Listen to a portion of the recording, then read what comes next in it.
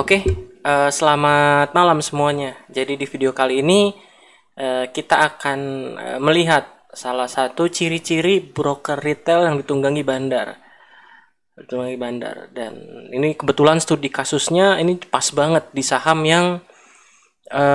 yang dividennya cukup besar dan harga sudah naik besar. Sahamnya apa? Nanti dulu. Nah, nanti setelah bahas saham ini kita akan jawab beberapa pertanyaan di Q&A. Di Q&A kita akan jawab di sini. Jadi saya tadi sore udah bilang saya mau bikin video. Silakan kalau ada yang mau tanya tentang saham gorengan, boleh ditulis di kolom komentar di video kemarin. Ini beberapa udah ada yang nanya. Nanti kita bahas di akhir. Nah, oke, langsung aja. Sahamnya itu adalah saham PANS. Nah, ini udah ke setting semua nih. Jadi tadi saya udah record, tadi saya udah analisa, udah ngomong, cuma seperti biasa saya lupa pencet tombol recordnya, jadi saya ulang lagi. Nah, ini buat saham PANS. Saham PANS ini besok itu ex-date dividennya. Besok tanggal 8 itu ex-date dividennya. Hari ini dividennya. Kita lihat saham ini udah naik, dan waktu naik ini lihat nggak ada volume sama sekali. Transaksi rata-rata berapa nih paling? Transaksi rata-rata 1 miliar, transaksi rata-rata 1 miliar, kurang lebih transaksi rata-rata 1 miliar, naik terus, dan di sini baru ada volume besar 4 hari terakhir. Nah, kita lihat 4 hari terakhir volume besar itu ada apa? Nah, YP-nya distribusi, sementara broker retail lainnya belanja, CC, PD, KK, NI, OD itu belanja semua. Nah, salah satu cara untuk mengidentifikasi broker retail yang ditunggangi bandar itu adalah dengan melihat apa signifikansi transaksi broker retailnya itu seberapa besar terhadap keseluruhan. Kalau kita lihat hampir semua penjualan itu YP. Mungkin sekitar 90% itu YP, disumbang oleh YP. Artinya YP-nya udah gede sendiri nih, aneh. Terus yang kedua adalah lihat posisi retail lainnya. Kalau di sini posisi retail lainnya dibayar semua, sementara YP-nya pintar sendiri. Nah, kalau seperti ini bisa diasumsikan, ingat ya, ini diasumsikan bahwa YP-nya ditunggangi bandar. YP-nya ditunggangi bandar. Dan kebetulan besok ex dividen, hari ini dividen, kalau kita lihat distribusinya lebih gede, bahkan sebagian besar mungkin didistribusi di sini di tanggal 7. Sebagian besar didistribusi di tanggal 7. Nah, ini buat PANS. Jadi gitu cara untuk melihat ciri-ciri broker retail yang ditunggangi bandar. Nah, sebenarnya saya udah kasih warningnya hari ini sebelum market tutup. Hari ini sudah kasih warningnya sebelum market tutup. Nah, ini PANS hati-hati. 4 hari terakhir distribusi besar via YP. Ya, intinya di channel Telegram pun saya bahas. Cuma akhirnya saya angkat ke video. Kenapa? Ya karena buat edukasi aja. Nah, kejadian seperti ini sering muncul di saham-saham yang berdividen besar. Atau biasa kita kenal istilahnya dividen trap lah. Nah, sebenarnya nggak salah ngincer dividen. Nggak salah ngincer saham yang lagi mau bagi dividen dan rasio dividennya gede. Itu nggak salah. Asal memperhatikan beberapa hal. Apa hal yang perhatikan? Misalkan yang pertama, lihat perusahaannya. Perusahaannya perusahaan bagus nggak? Perusahaannya perusahaan yang liquid nggak? Yang rata-rata transaksinya misalkan di atas 10-15 miliar kalau patokan saya. Seperti itu nggak kriterianya? Nah, kalau liquidnya cuma tiba-tiba karena dividen, nah itu bahaya. Kalau tiba-tiba karena dividen liquid, nah itu harus hati-hati. Ini buat saham PANS. Nah, selanjutnya ada satu saham juga yang dividennya cukup besar. Tapi ini belum ada pengumumannya. Itu saham Total. Saham Total udah kita bahas juga, udah naik juga. Kita bahas dari 280-an, terus naik. Nah, ini dividennya belum tahu nih berapa. Biasanya yieldnya Total itu sekitar 7%, 8%. Cuma karena harga sekarang turun, mungkin bisa sekitar 9-10% yieldnya, atau kisaran 30 per lembar saham. Tapi itu estimasi saya pribadi. Bisa benar, bisa salah.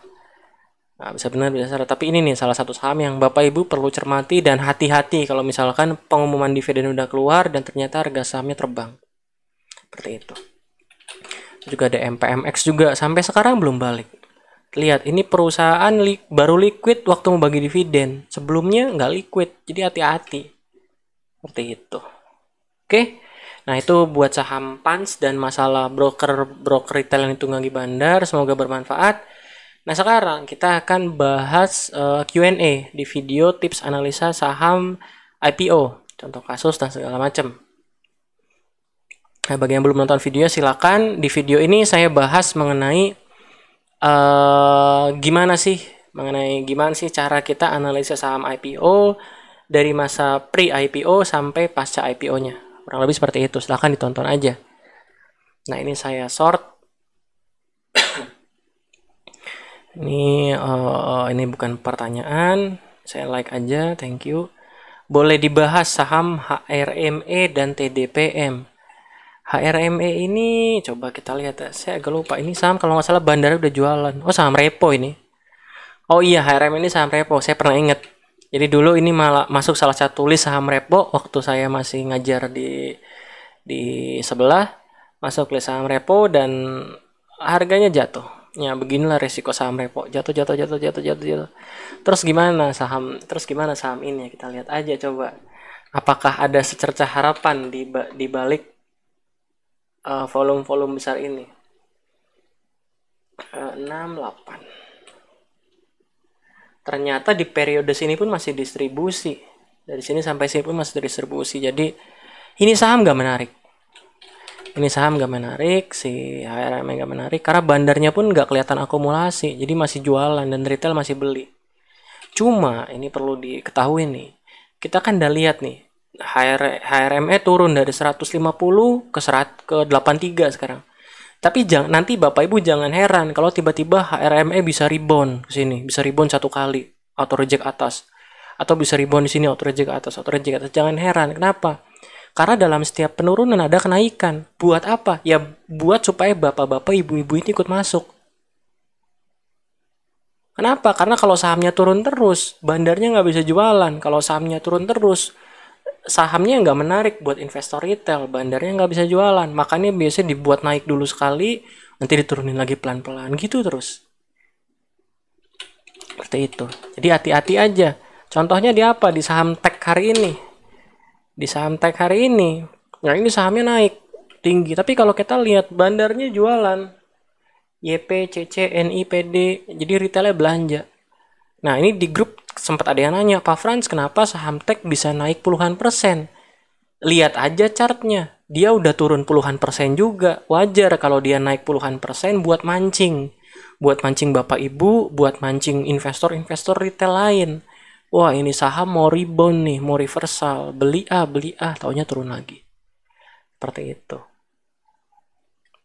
Itu buat HRME. Tadi ada lagi selain HRME adalah TDPM, Tridomain ini saham Tridomain. Ini pun saham yang sebelumnya ada indikasi di repo, mungkin yang pernah ikut saya dari kelas IPO dulu tahu. Ini IPO, ini terus ada masalah repo nih, November harga jatuh lagi. Nah sekarang gimana? Nah kita lihat aja dari periode sideways di sini awal Mei ada apa? TDPM.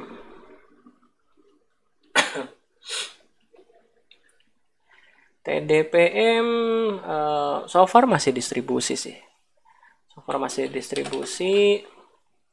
Ini saya nggak lihat dari sisi fundamental sama sekali ya Bapak Ibu. Jadi silakan bagi Bapak Ibu yang melihat dari sisi fundamental silakan dilihat. Ini saya murni lihat dari bandarmologi aja.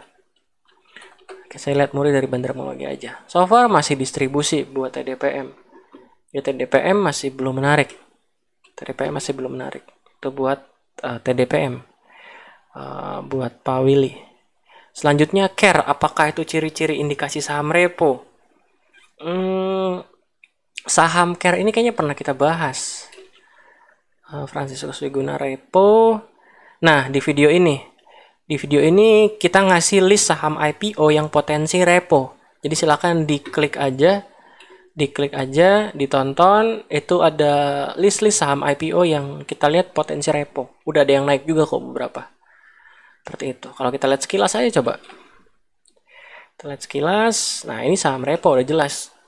Harganya nggak kemana-mana, di maintenance, tapi volumenya juga di maintenance berpola. Jadi ini kemungkinan besar saham repo.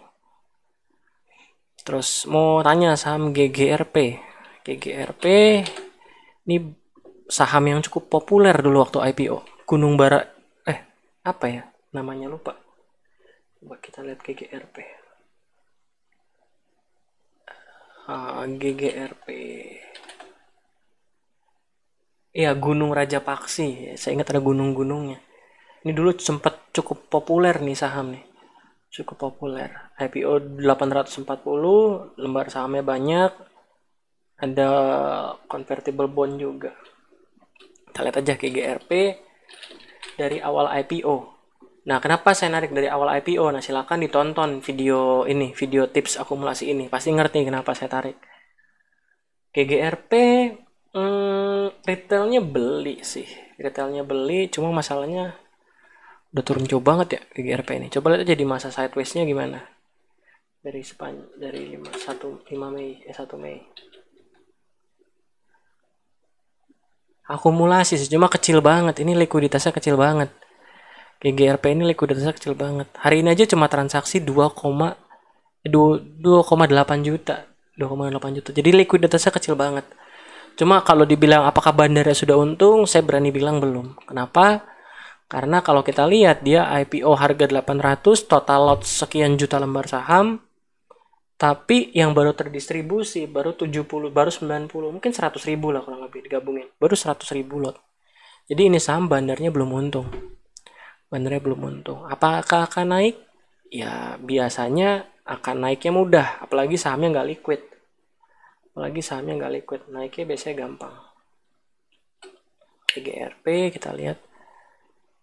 Nah, GGRP ini kayaknya perusahaan bener juga nih, bukan perusahaan abal-abal. Ya, perusahaan bener. Nah, silakan dianalisa lah fundamentalnya. Cuma kalau dari sisi bandarmologi IPO, ini bandarnya belum untung. Kalau dari sisi bandarmologi IPO.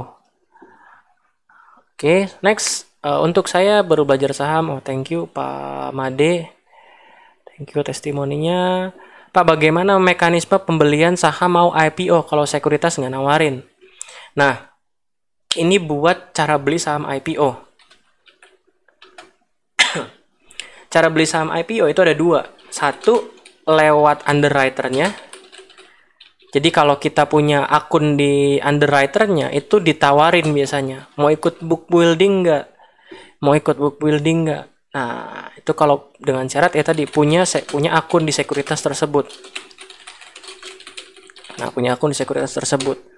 Terus gimana kalau misalkan gak punya akun di sekuritas tersebut? Nah, nanti akan ada yang namanya penawaran umum.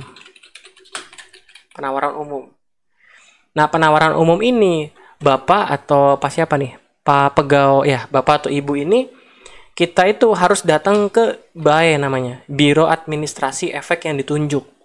Kita datang isi formulir. Nanti contohnya seperti ini, ada jadwalnya. Penara. Oke, saya sempat nge-save deh. Coba saya cari dulu. Ini. Ntar. Nanti ada jadwalnya seperti ini. Jadi ada namanya penawaran umum. Nah, di penawaran umum ini Bapak Ibu yang nggak punya akun sekuritas underwriternya itu baru bisa beli. Cuma biasanya di penawaran umum ini banyak joki, banyak suruhan bandar yang ikutan ngantri. Dan biasanya ngantrinya dari subuh, dari pagi. Jadi rebutan formulirnya. Kurang lebih seperti itu. Nah, ini namanya penawaran umum nih. Jadi contohnya PT Nara Hotel yang waktu itu ditunda IPO-nya. Nanti rekening pembayarannya ke Bank Sinarmas, Magenta, PT Magenta, masa penawaran ada. Nah, di masa penawaran ini Bapak Ibu bisa datang ke sini. Ke PT Bima Registra, Satrio Tower, Cuma ya ngantrinya panjang kalau dari pagi. Seperti itu. Ngantrinya panjang. Jadi bisa Pak, kalau nggak punya akun sekuritasnya, bisa ikutan beli saham IPO lewat penawaran umum. Pak, bagaimana kalau saham Pura? Lokal individualnya berdasarkan data KSE itu berkurang 13% di Juni 2020. Apakah buyback dilakukan penjamin emisi? Saya mungkin lebih elok kalau dibilang Pura ini di buyback sama bandarnya, yang kebetulan pakai broker NI. Nah, ini Pura kita lihat nih. Ini Pura sebenarnya saya sendiri udah beli dari 92, cuma saya belum berani bahas. Kenapa? Kalau saya bahas nanti dibilang ada konflik kepentingan.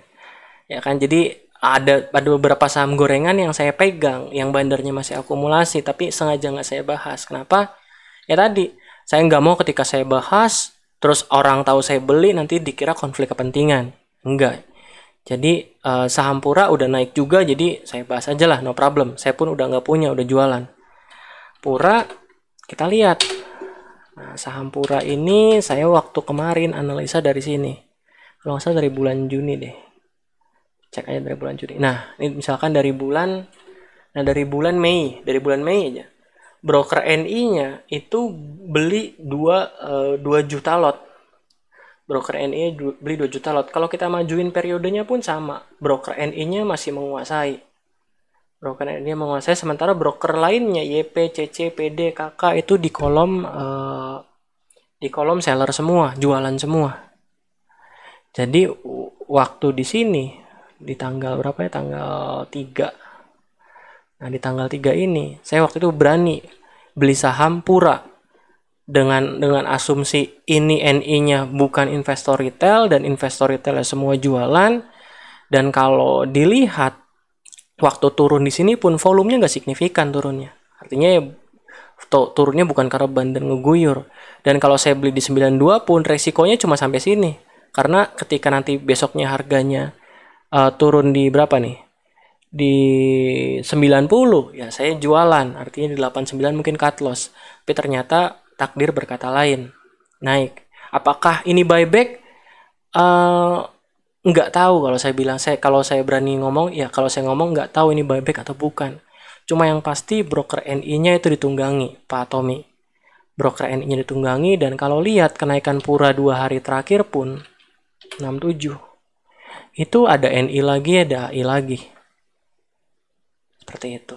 Dan kalau bicara Pura, nggak enak kalau nggak bicara Pure. Karena mirip-mirip geraknya. Pura-Pure ini mirip-mirip. Seperti itu. Nah, terus gimana buat Pura? Apakah masih menarik? Pesan saya hati-hati aja.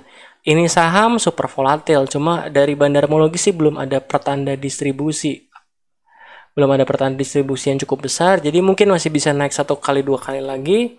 Tapi hati-hati, ini saham kalau turun bitnya bisa langsung hilang, bisa langsung dimakan. Seperti itu. Buat saham Pura, Pak Tommy. Terus ada Pak Jeremy. Mau tanya saham BES. Nah, sebenarnya saham BES ini bukan saham gorengan, ya saham lapis 3 sih.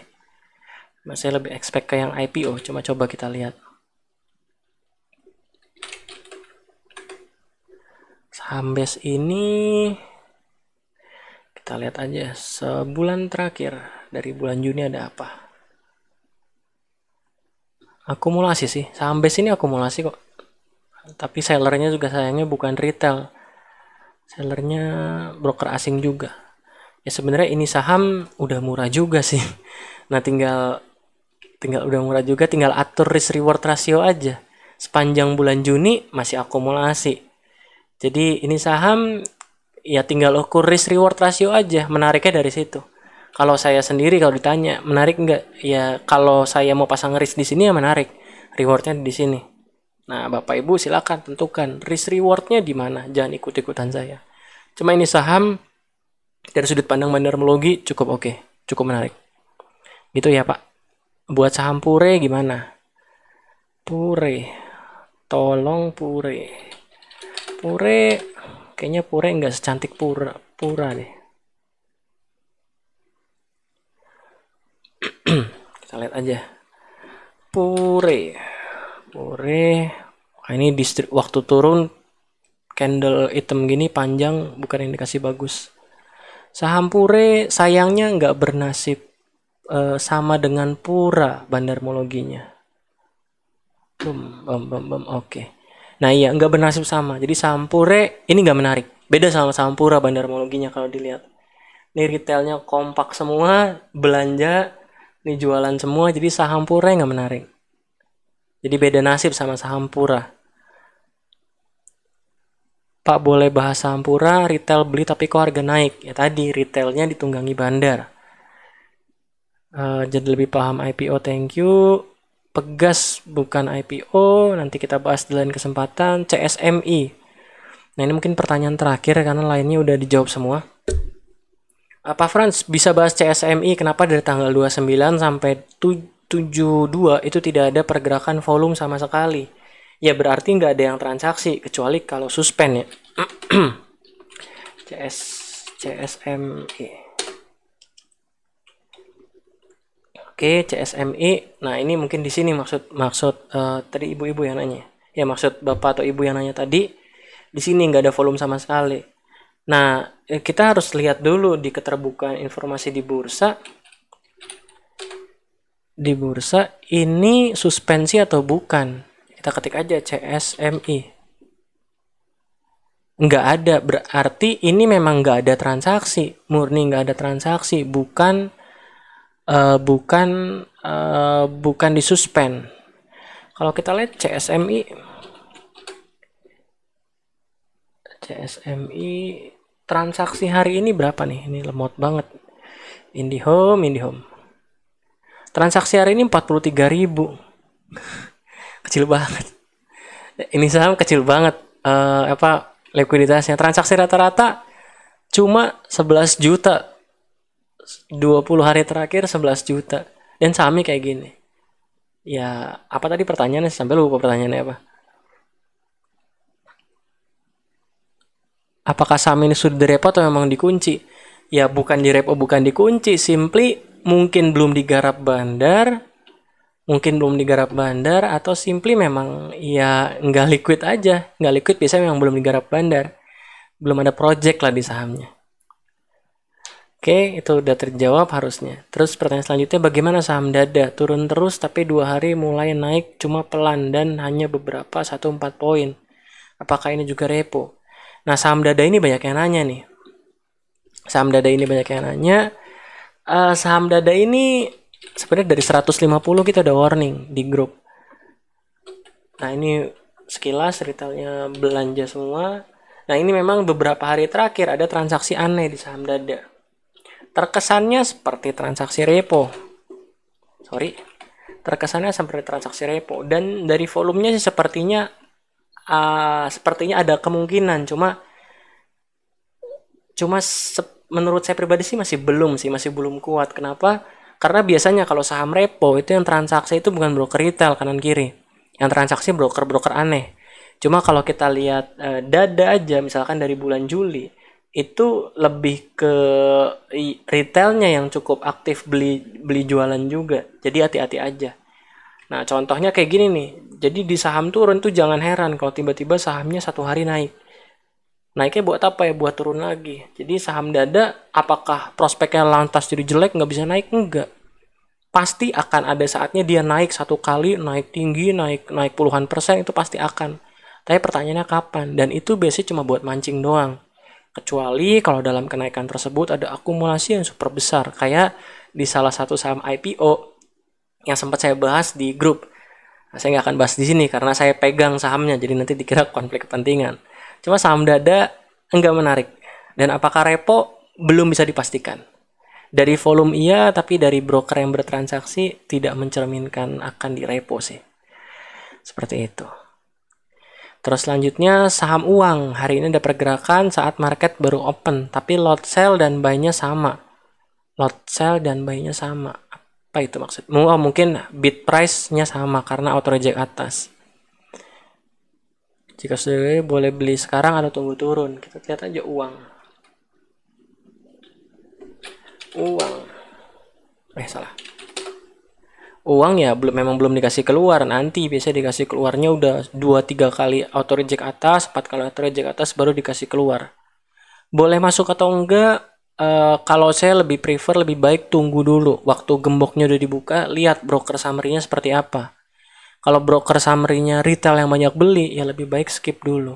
Skip dulu, biarin dulu harganya nari-nari. Ya kalau mau ikutan di tarian tersebut ya monggo. Cuma saya sih lebih senang ketika saham IPO udah mulai dilupakan, baru kita cari-cari yang udah dilupakan tapi retailnya jualan atau atau mulai diakumulasi lagi seperti itu. Nah itu buat saham uang. Oke, saya love. Nah rasanya udah. Mungkin sampai segitu aja, sampai di sini aja untuk video kali ini. Jadi tadi poinnya adalah bandar yang ditunggangi broker retail, hati-hati di saham PANS. Lalu ada kita bahas beberapa saham-saham IPO di sini, saham IPO dan saham gorengan. Oke, sampai di sini dan saya coba minta pendapat ke Bapak Ibu yang saya yakin nggak semua nonton sampai akhir. Jadi buat Bapak Ibu yang menonton sampai akhir, saya thank you dan saya minta pendapat, gimana kalau saya sering buat Q&A, bacain kolom komentar seperti ini. Nah, apakah mau atau tidak? Kalau mau silakan ditulis mau, kalau tidak ya nggak apa-apa. Tidak ya nggak apa-apa. Tugas saya agak ringan sedikit. Seperti itu. Oke? Mungkin sampai di sini. Sampai jumpa di video selanjutnya. Semoga bermanfaat. Thank you.